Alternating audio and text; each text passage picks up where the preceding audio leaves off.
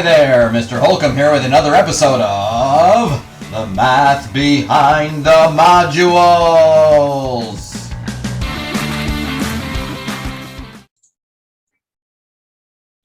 Okay, new chapter, chapter 4-1, automobile ads. Now, I'm not going to spend a whole lot of time on this chapter section simply because times have changed and we really don't do classified ads anymore.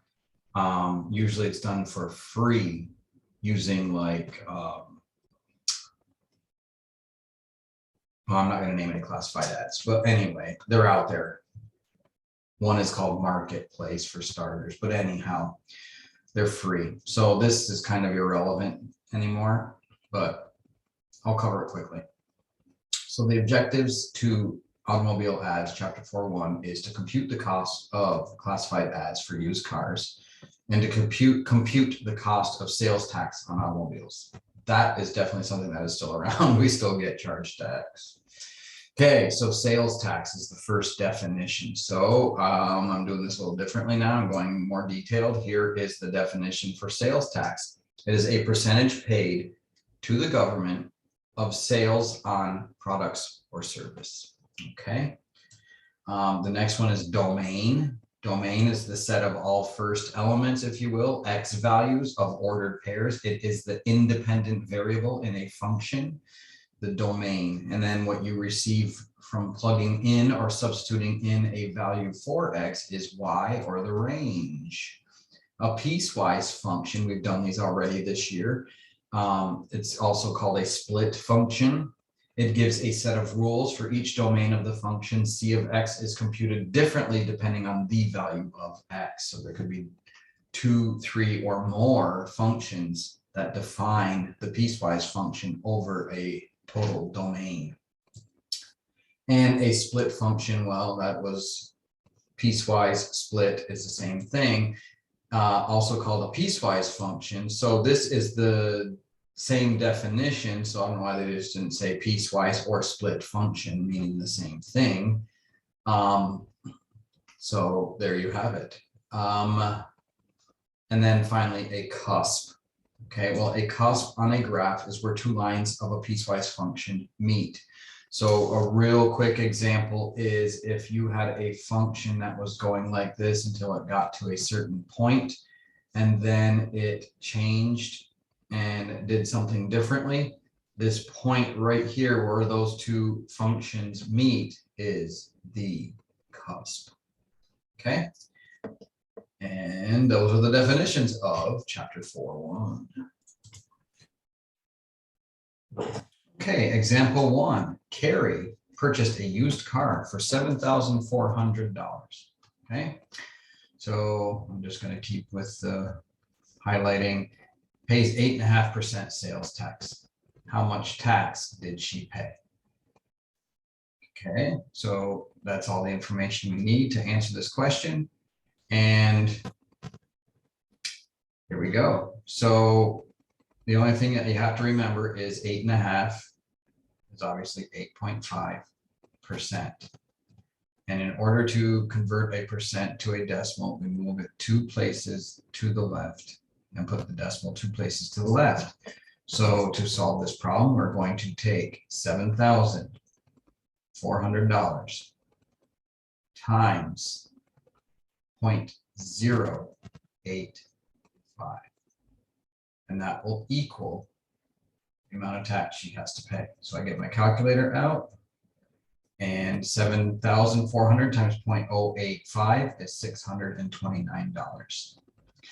Okay, so I'm going to put $629. That is the tax on that car. So she's over $5,000 now. $5,029 is going to be the amount of money she owes for that vehicle, or $8,000. I'm sorry, $8,029.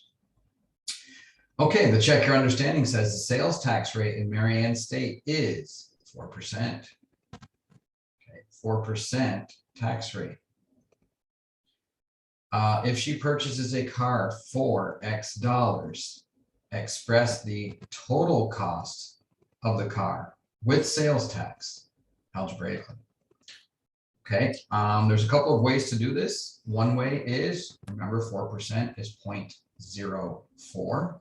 So what you're going to do is take 0.04 times the cost of the car. That's going to be your tax. You have to add that to the cost of the car. So the answer is 0.04 or 4% of the cost of the car plus the cost of the car. And that would equal the total cost. Okay, so this is an algebraic expression. If I wanted to be an algebraic equation, then T for total cost would equal 0.04x plus x. Another way to look at that is, if this is 0.04x and this is 1x, if I combine the like terms, I'm going to get 1.04x. So anytime we want to find a total, you multiply by 1 point the percent, and that will give you the percent amount added to the original and give you a total. So those are the two possible algebraic representations of how much tax she's got to pay. Okay, example 2. This is kind of an obsolete example, and I'll get to that in a minute. I'm going to answer this, but then I'm going to answer it in current times. The cost of an automobile ad is determined by its length. John plans to sell his car and places a 5-line ad in an auto enthusiast publication. The publication charges $31 for the first 2 lines, $6 per extra line after that to run the ad for a week.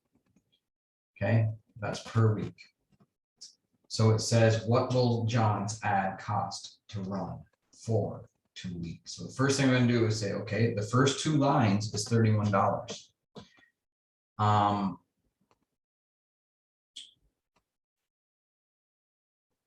He's placing a 5-line ad. The first 2 lines is $31. So I want to know how many lines over that we are going. And so since the first 2 lines is $31, I want to know how many lines are after that. So 5 minus 2 is 3 lines. So we have 3 lines that we're going to pay $6 because those are extra lines. The extra lines is the number of lines minus the first 2 is the extra. So then you take that extra lines times the number of dollars per line, and that is going to equal $18 for those 3 lines. Okay, well, it's $31 for the first 2 lines plus $18 for the next 3 lines. So that is going to equal $49. That is for 1 week. He's doing this for 2 weeks. So you take the $49 times 2, and it's going to equal $98 to run this ad for 2 weeks to try to sell his car. Okay, that was how people sold their cars back when this back when this book was published. Now that I'm making this video in 2022, the cost to run an ad to sell your vehicle is $0. The reason that is because of websites that are free where you can sell things. Craigslist used to be a very popular site.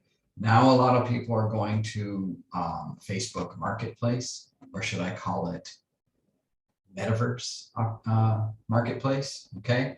Anyway, it's free, and therefore, no matter how long the ad is, you can take a picture of your vehicle, take multiple pictures of your vehicle, and post them in Marketplace or somewhere like that, and it is free. Okay, but anyhow, that's how you do this problem.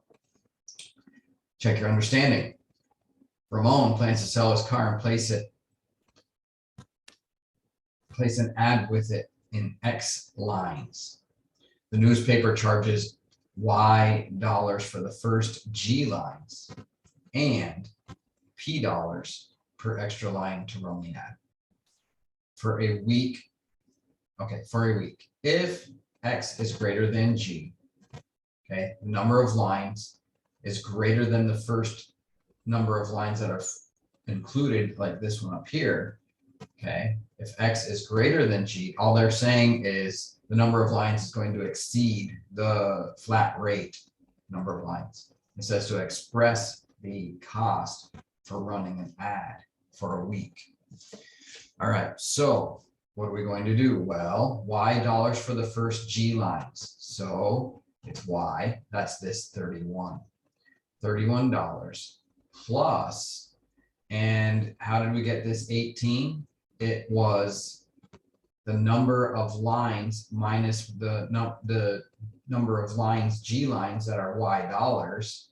Okay, so we're going to take G lines. So in this case, it was 5 lines minus, or the number of lines minus G. So how many lines are we going to do? X is greater than G. X is the number of lines. So P dollars. So it's going to cost so many dollars for X number of lines minus the first lines that are Y dollars, which is G. Okay, hopefully that makes sense to you. So this Y would be the 31.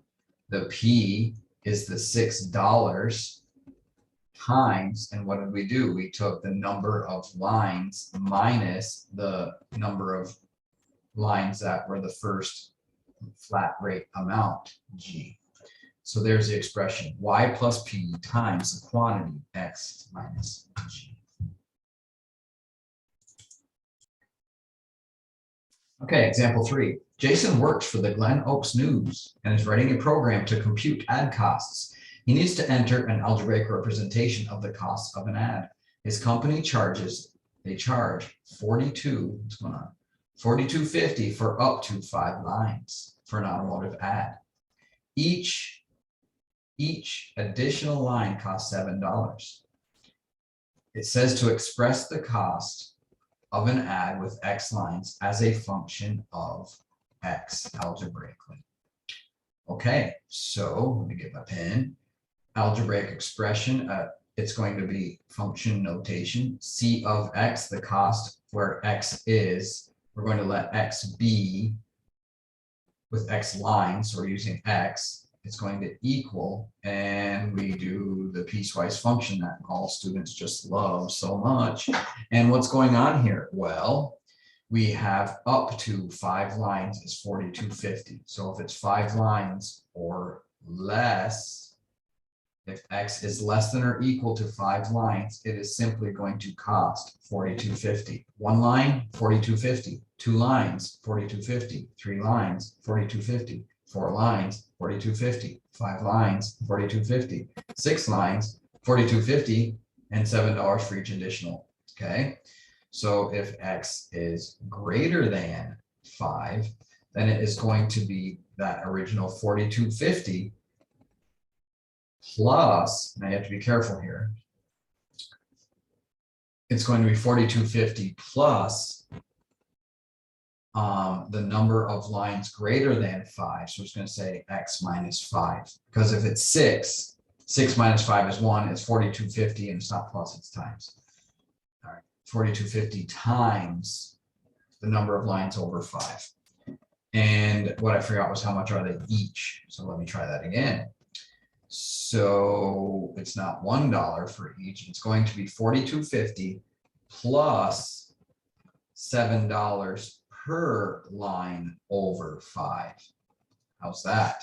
So if X is 6, 6 lines is more than 5, it's 1 more. 6 minus 5 is 1. It's 1 times 7. $7 plus $42.50 is $49.50, etc., etc. So this is the piecewise function for his formula to compute the cost of an ad. All right, so now we're going to do the check your understanding. The Smithtown News charges $38 for a classified ad, $38, 4 or fewer lines long. So let me just stop right there, and let's do this as we go on this one. So I'm going to say C of X equals, and $38 for 4 or fewer. So there it is, $38 for 4 or less. Okay, And you can put the word when here, when X is less than 5. I just prefer to just put commas, but anyway. So $38 when X, and let me just put 0, 0, and the $sign. So it's $38 for an ad when X is less than or equal to 4. And then it continues on to say that each line above 4 lines costs $6.25. Okay, so each line above 4 costs $6.25. So when X is greater than 4, it is going to be that $38 plus the $6.25. I need to move this here. Keep these all nice and lined up. Okay, so $38 plus the cost of additional lines, and it's going to be times number of lines minus 4 if it's more than 4. So if it's 5, it would be 5 minus 4, or 1 times 625. If it was 6 lines, 6 minus 4 is 2 times 625 is $12.50, plus the 38 would be $50.50, etc., etc. So this is the piecewise function for this scenario.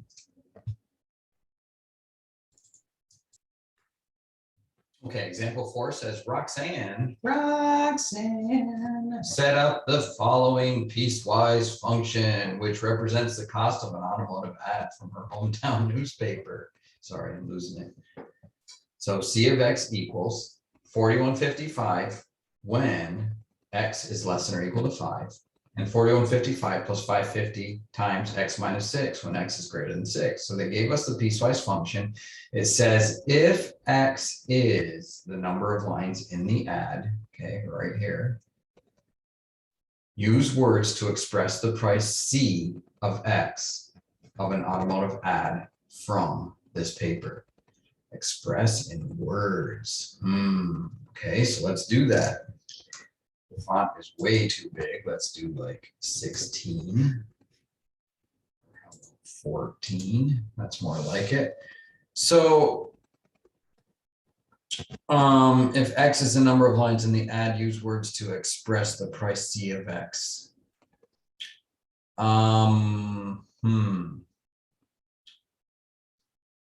So the first thing you want to do is look at the domain. So let's say that. Look at the two domains. Okay.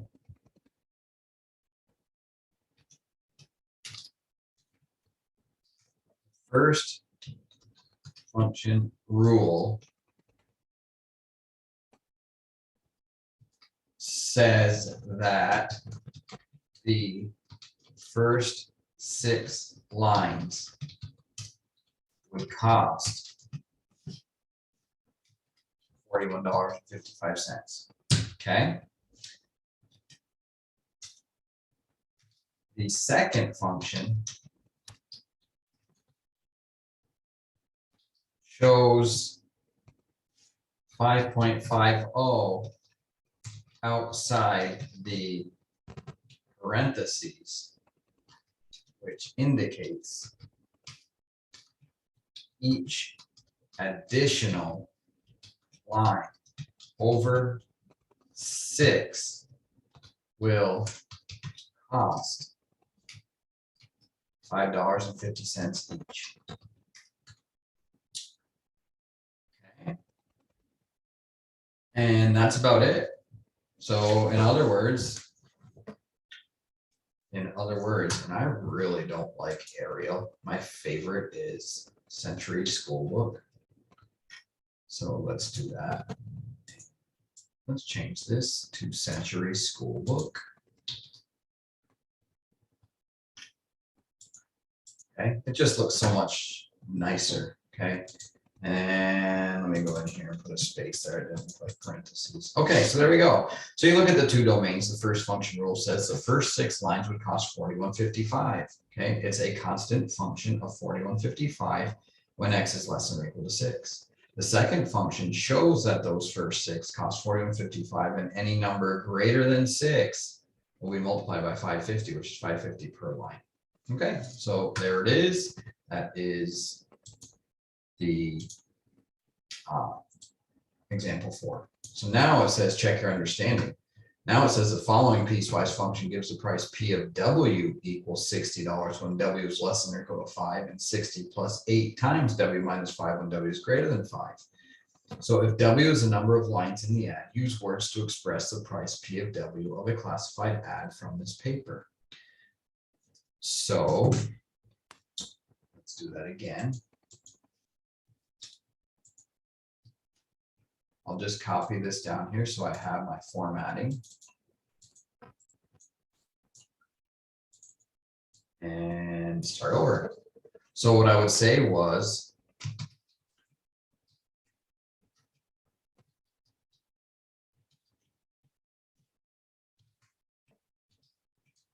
the two domains have 60 in them. That is the flat rate cost of an ad that is 5 lines or less.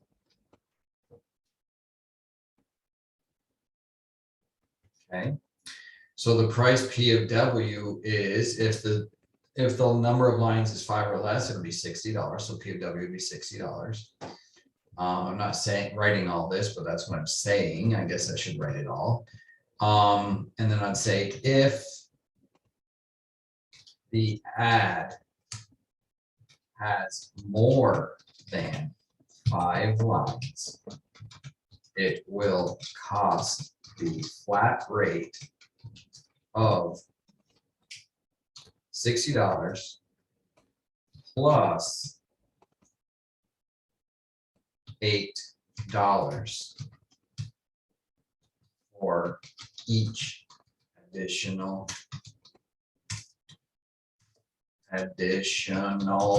line. Okay, that's P of W.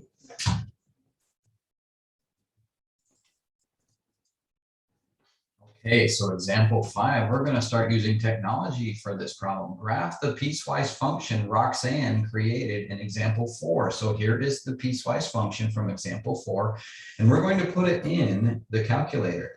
So the first thing I do is I go to y equals, make sure nothing's there. And if I go to graph, I look and it's 0 to, or negative 10 to 10, negative 10 to 10. Well, think about this. This is money.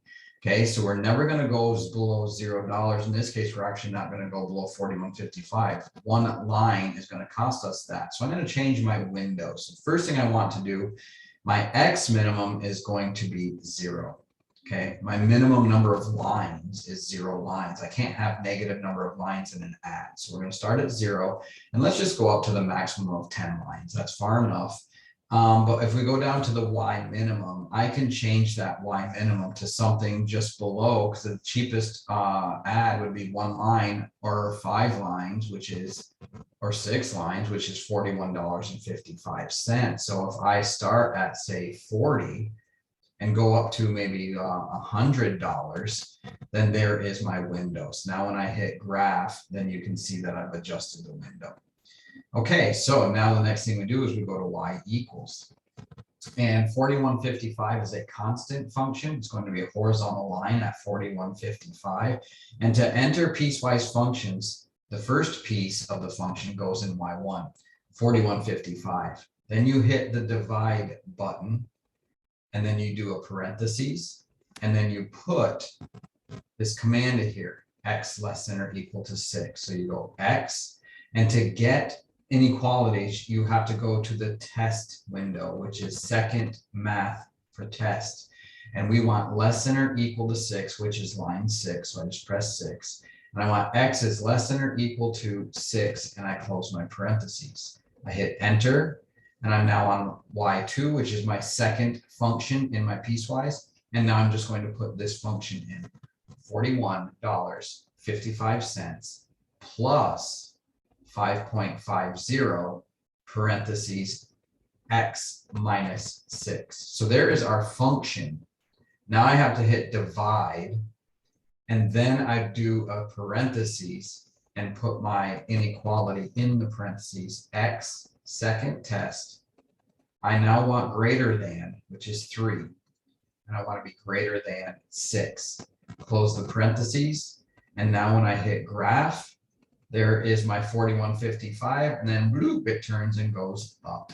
So there it is. So if I even change my window and change my Y minimum to say $0, and we're just in the first quadrant, then it would look like this.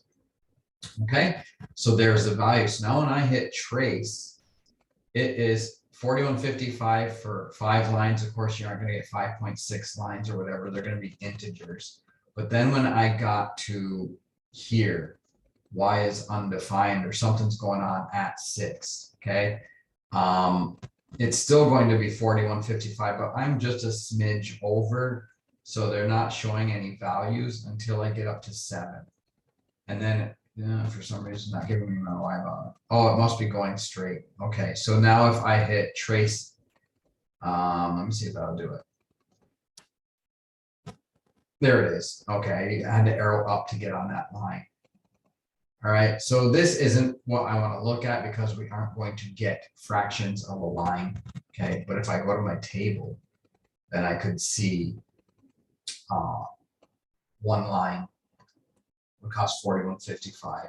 2 lines would be 4155. 3 lines, 4 lines, 5 lines, 6 lines, 4155. 7 lines.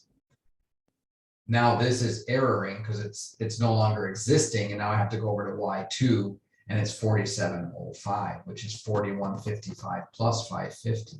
Now if I put in 8, that's 5255. 9, 5805. I just keep adding 550 to this. Okay, so there it is, and there is the graph. So I'm just going to bring in the picture from the book. I just wanted to show you how they did that in how you can do that in a calculator. So here's our C of X graph. That's what it looked like in the calculator. The cusp, there's a definition word where this function met the other function, and there's like an angle here. There's a corner, if you will. That is where the cusp is, and it's at the value of 6 lines at $41.55. Okay, so that is example 5. Now, example 6 says find the coordinates of the cusp of the graph of the following piecewise function. So notice I won't need to graph this and do all that work. Where did this value come from? Well, the Y value was whatever this value is, and the X value was this value, 6, 4155. So the cusp in this case would be the point 5, $42.50. Okay, so we're just looking at here and here. And that is our X, and that is our Y, and that is where the cusp occurs. Okay, so that is the end of chapter 4.1. Thanks for watching. Have a great day, and peace, people, peace.